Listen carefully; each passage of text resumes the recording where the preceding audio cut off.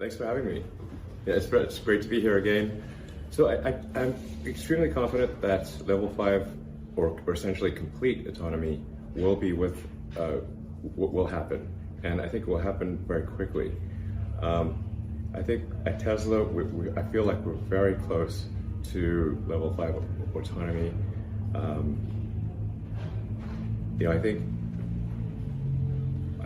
I remain confident that we will have the functionality the basic functionality for level 5 autonomy complete this year.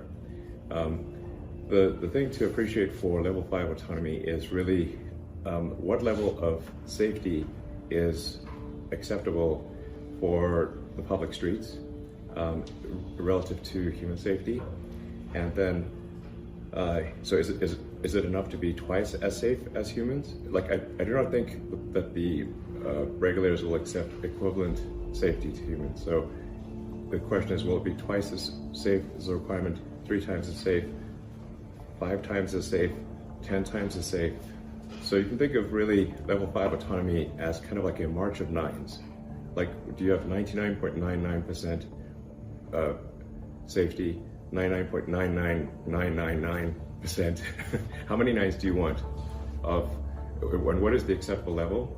And then what amount of data is required to convince regulators that it is sufficiently safe?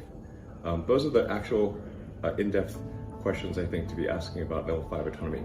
That it will happen is a certainty. Yes, I think there are no fundamental challenges remaining for level 5 autonomy.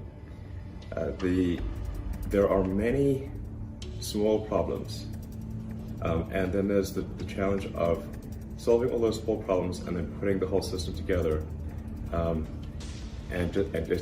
just keep addressing the long tail of problems. So you'll find that you're able to handle the vast majority of situations, but then there'll be something very odd, and then you have to have the system figure out and train to deal with these very odd situations.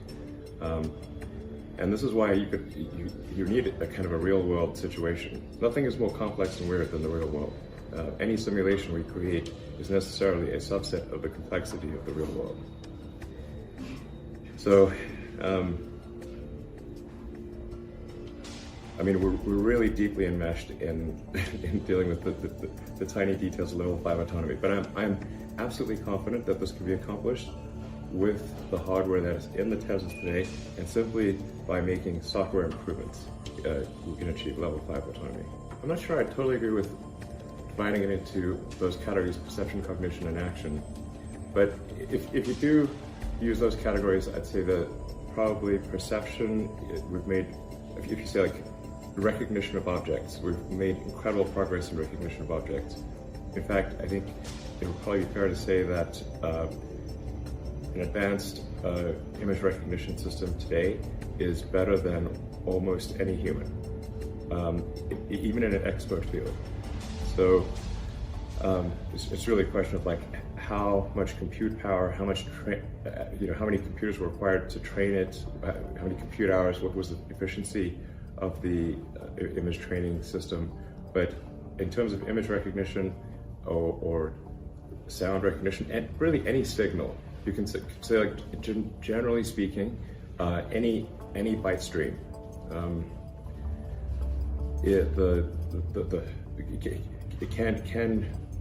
a modern AI system bend things accurately for a given byte stream extremely well. Cognition, this is probably the weakest area. If you say like, do you understand concepts and are you able to reason effectively, and can you be creative in a way that makes sense? Because you have certainly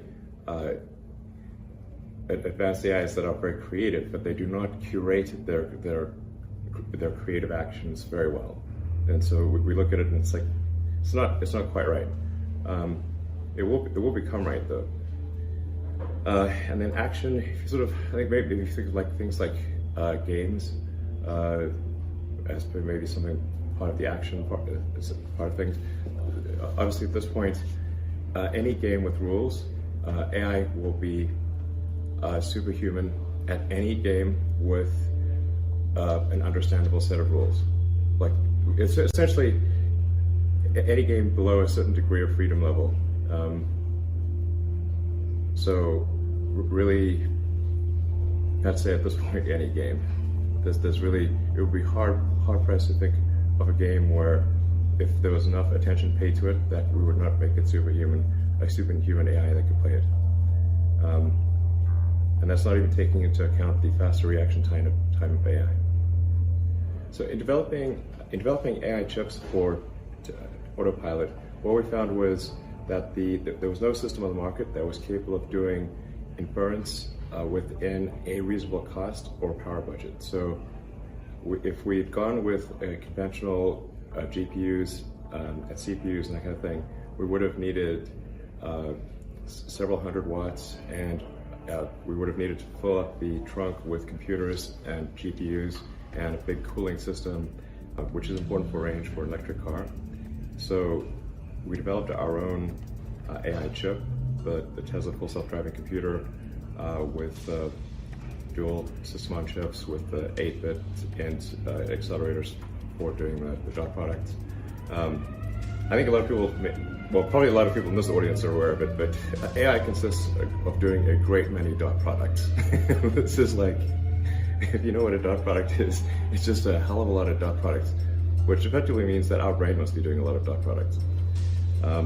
So we still actually haven't fully explored the power of the Tesla Full Self-Driving Computer. In fact, we only turned on the second system on chip partially a few months ago. So making full use of the Tesla Full Self-Driving Computer will probably take us at least another year or so.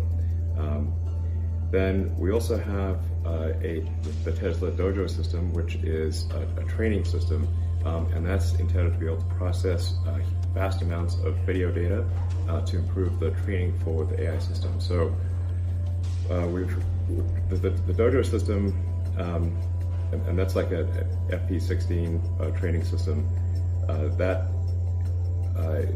is primarily constrained by heat and by communication between the chips. And so we're developing new buses and new sort of heat rejection or cooling systems that enable a very high teraop, a very high op, more than tera, a very high operation computer that will be able to process video data effectively. How do we see the evolution of AI algorithms? I'm not sure the best way to understand this, except that what the neural net seems to mostly do is take a massive amount of information from reality, primarily passive optical, and create a vector space, essentially compress a massive amount of photons into a vector space. And I was just thinking, actually, on the drive this morning, that have you tried accessing the vector space in your mind? Like, we normally take reality just for granted in kind of like an analog way, but you can actually, I think, access the vector space in your mind and understand what your mind is doing to take in all the world data. And what it is actually doing is trying to remember the least amount of information possible. So it's taking a massive amount of information, filtering it down, and saying what is relevant, and then how do you create a vector space world that is a very, very tiny percentage of that original data. And then based on that vector space representation, you make decisions. And so it's like really a compression, decompression that's just going on a massive scale, which is kind of like how physics is. Like, think of physics algorithms as essentially compression algorithms for reality. So that's what physics does. Those physics formulas are compression algorithms for reality, which is like, this may sound very obvious, but if you simply, what it means is like, and we are the proof points of this. If you simply ran a true physics simulation of the universe, this would obviously take a lot of compute, but a true physics simulation of the universe. If you give it enough time, eventually you will have sentience.